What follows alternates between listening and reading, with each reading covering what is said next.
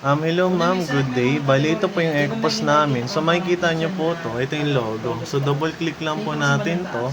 Dahil ang gamit naman natin is PC type. Yan.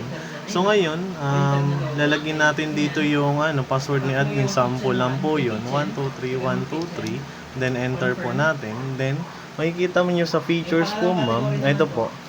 So, ito po ma'am. So, bali, ito po ma'am. Yan. Meron tayong open drawer. Pag kinilik nyo po yan. So, open yung drawer din sa order. So, ito na po yung order. Yan.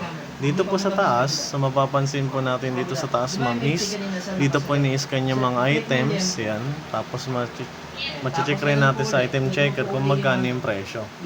Then, dito rin, may switch cashier din tayo dito para sa mga cashier natin. Then, meron din calculator. Then, some more. Ito yung mga features sa more. Number 1, yung e-journal na record. Dito natin makikita mga transaction.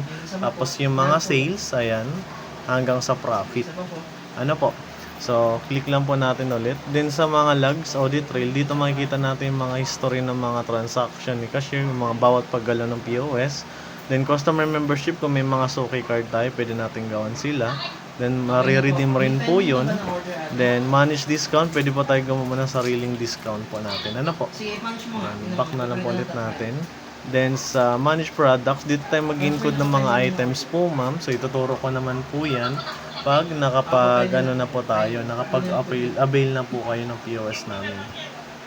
Then meron din po siyang ma'am, expiration date kung gagamitan niyo po. Then meron din tayong inventory. Yeah, sa inventory makikita natin yung mga stocks natin. Makakapag tayo ma'am dito po sa taas. Makakapag-purchase, makakapag-return, makagawa tayo ng supplier account, warehouse stock, operation record, and inventory editor. Ayan. Then, sa inventory pala ma'am, add ko lang. Pwede rin natin ito ma-export sa Excel. Ayan. Then PDF. So, ganun po ka user-friendly yung aming POS. Then, sa pay in pay out, pwede rin po tayo mag-select sa pay in pay out kung may dadagdag tayong petty cash sa cashier. Then, sa cash drawer or magbabayaran tayong mga expenses. Ano po?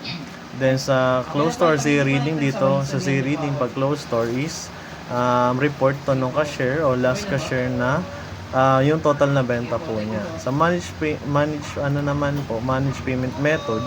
So sa payment method dito pwede tayong mag-add ng GCash, Paymaya, bank transfer. Ano po? Then sa database, so dito ito po yung pinakamaganda rin sa peers namin.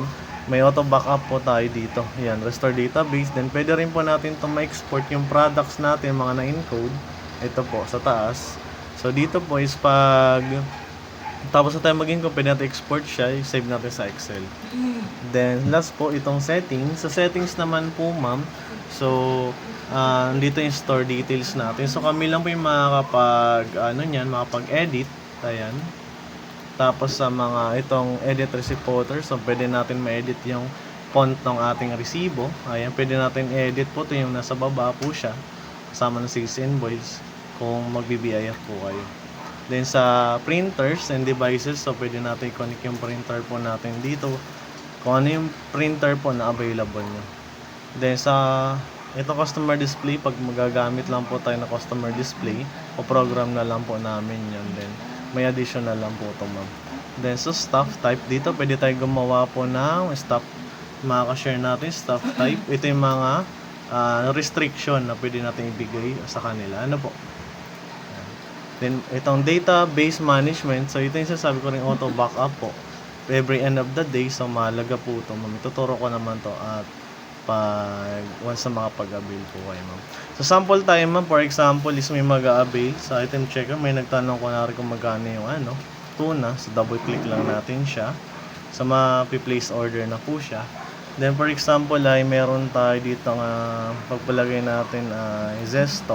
Search lang po natin. Kung walang barcode, search lang po natin dito sa taas yung items na yun. Then, enter. Then, mamimili na po tayo. Double click po natin.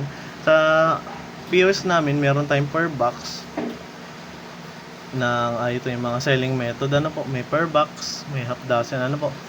Then, ito 1 dozen. For example, dito sa isang box.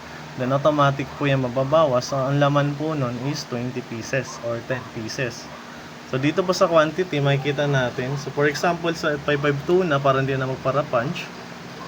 Click natin quantity, for example. Lagay natin quantity kung ilan. For example, is 10 pieces. Then, pwedeng enter or confirm lang po natin. So, mababago na po yung kanyang quantity.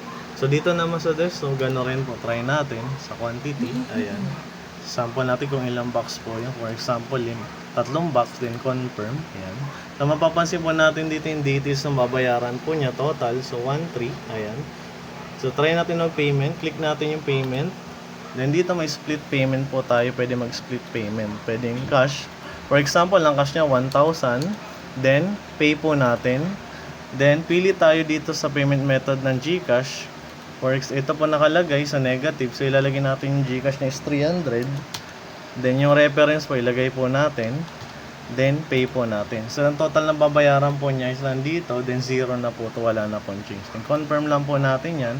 Then, paano po mag-reprint? Try po natin sa more. Then, e-journal and records.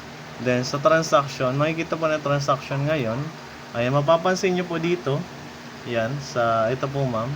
Sa payment method, nakalagay po dito ay cash at GCash. So, mapapansin natin dito sa ating resibo. Ayan. So, pwede naman po natin itong i-reprint. Gamit po ito. So, yun lang naman po ma'am. Hopefully magustuhan yung POS namin. Then, pag nakabili niya po ito, yung ibang features, tuturo ko na lang. Paano po?